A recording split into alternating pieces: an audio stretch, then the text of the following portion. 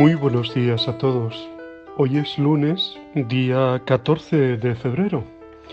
El calendario en este día celebra propiamente, el calendario cristiano me refiero, celebra propiamente la fiesta de los santos Cirilo y Metodio, patronos de Europa. Es fiesta, tiene esa categoría litúrgica, por tanto tiene lecturas propias y evangelio también propio, ¿no? El evangelio es Lucas 10, 1 al 9. La mies es abundante, los obreros pocos.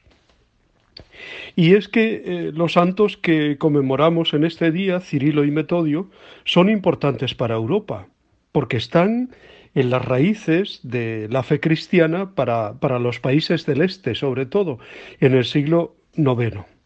Así como Pablo VI había nombrado ya a San Benito patrono de Europa el año 1964, el Papa Juan Pablo II en 1980 nombró copatronos a los santos orientales Cirilo y Metodio. Así, la vieja Europa goza del patrocinio de tres santos: uno occidental, San Benito, y dos orientales, Cirilo y Metodio, que le recuerdan sus respectivas raíces cristianas. Ambas fechas las celebramos con categoría de fiesta, ¿no? Y con ocasión del 11º centenario de la fecha de la muerte de San Metodio, eh, el Papa Juan Pablo II sacó una encíclica. La encíclica se llama Es Laborum Apostoli, sobre el significado de estos dos santos en los orígenes de la fe cristiana en el este de Europa, ¿no? Ambos hermanos habían nacido en Tesalónica y sabían el eslavo, lengua que en aquel entonces se hablaba en Macedonia. Constantino era el verdadero nombre del hermano menor, quien solamente en el momento de morir, al hacer la profesión monástica, recibió el nombre de Cirilo.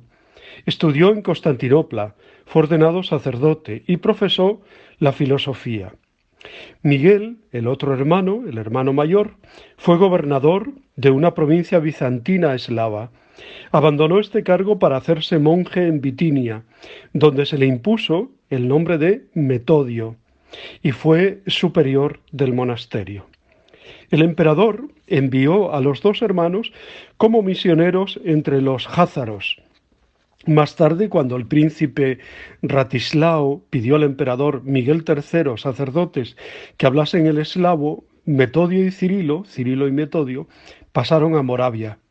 El mérito principal de estos nuestros misioneros consistió en su perfecta acomodación a los pueblos evangelizados.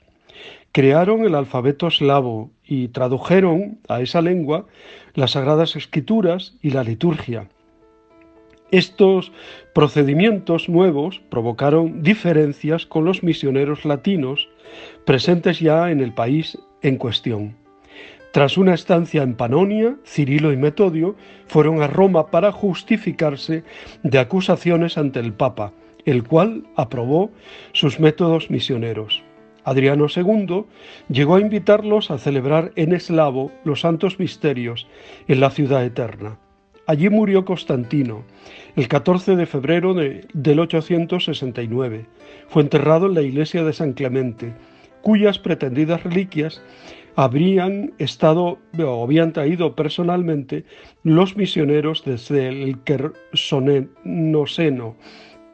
Adriano II ordenó sacerdote a Metodio. Este fue nombrado arzobispo de Panonia, con sede en Sirmio. Al mismo tiempo fue nombrado legado apostólico cerca de los eslavos. Las vicisitudes políticas de Moravia y la rivalidad del arzobispo de Salzburgo dieron motivo a nuevas dificultades, tan graves esta vez que Metodio fue confinado por un sínodo. El Papa Juan VIII lo defendió, pero prohibió durante una temporada el idioma eslavo en el culto y restringió la jurisdicción del santo prelado. Metodio murió el 6 de abril del 885. El entierro, el funeral, se efectuó con los ritos eslavo, griego y latino. Como decía, el Evangelio de hoy es Lucas 10, 1 al 9.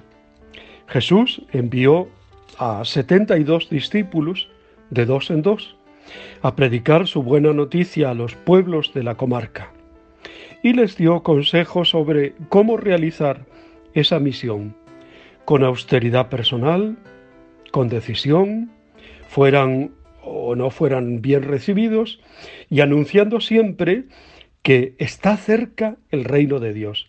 Dios está cerca.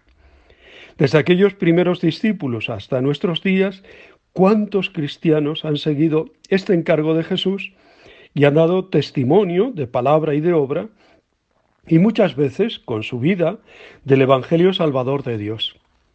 Cirilo y Metodio fueron apóstoles en el siglo IX, en circunstancias nada fáciles, ni internamente en la comunidad eclesial. Les tocó, entre otras cosas, vivir la primera separación de la Iglesia de Oriente y de Occidente con el obispo Focio, ni externamente en los países donde evangelizaban, pero no se buscaron a sí mismos, y en todo momento siempre sí fueron fieles a la misión evangelizadora que habían recibido. ¿Qué somos capaces de soportar nosotros para evangelizar este mundo? Es tan grande la pasión que sentimos por hacer conocer la buena noticia de Jesús a los demás, que estamos dispuestos a superar todos los obstáculos internos y externos. Una lección que nos dan Cirilo y Metodio es la pedagogía que siguieron para su apostolado. Se adaptaron a la cultura de los pueblos eslavos, aprendieron bien su lengua, tradujeron la Biblia y la liturgia al eslavo. La suya fue una iniciativa seria, en unos tiempos en que todavía en la Iglesia estaba lejos la apertura a las lenguas vivas en la liturgia. No digamos nada hasta que llegó con el Concilio Vaticano II la posibilidad de celebrar en lengua vernácula, ¿no? En nuestra generación, la Iglesia ha tomado la decisión de pasar del latín a más de 300 lenguas vivas en la celebración litúrgica. Pero todavía queda mucho por hacer en la búsqueda de un lenguaje más accesible para el cristiano de hoy. Eso que decía el Papa Juan Pablo II, nueva evangelización, nuevo ardor, nuevos métodos. Es un esfuerzo continuado de encarnación, tanto en la labor evangelizadora como en la celebrativa. De modo que, conservando la unidad en la fe, aprovechemos la pedagogía de la diversidad y de la adaptación a las culturas y a las circunstancias particulares de los destinatarios de la fe cristiana. Por tanto, los santos de hoy nos dan un ejemplo de valentía, de decisión y a la vez de sano discernimiento y de amor a la unidad de la Iglesia. Pero hoy también se celebra popularmente el día de San Valentín, el día, podemos decir, también del amor, ¿no?, y de los enamorados. Valentín era un sacerdote romano, residía allí en la capital del imperio, en Roma, reinando Claudio II. Su virtud y su sabiduría le habían granjeado la veneración de los cristianos y de los mismos paganos. Por su gran caridad se había hecho merecedor del nombre del Padre de los pobres. El soberano, que estaba interesado en granjearse la amistad y la colaboración del sacerdote cristiano, escuchó con agrado sus razones, ¿no? Pero intentó disuadirle de que él creía exagerado fanatismo, a lo que replicó Valentín evangélicamente: si conocierais el don de Dios y quién es aquel a quien yo adoro, os tendríais por feliz en reconocer a tan soberano dueño, y adjurando del culto de los falsos dioses, adoraríais conmigo al solo Dios verdadero.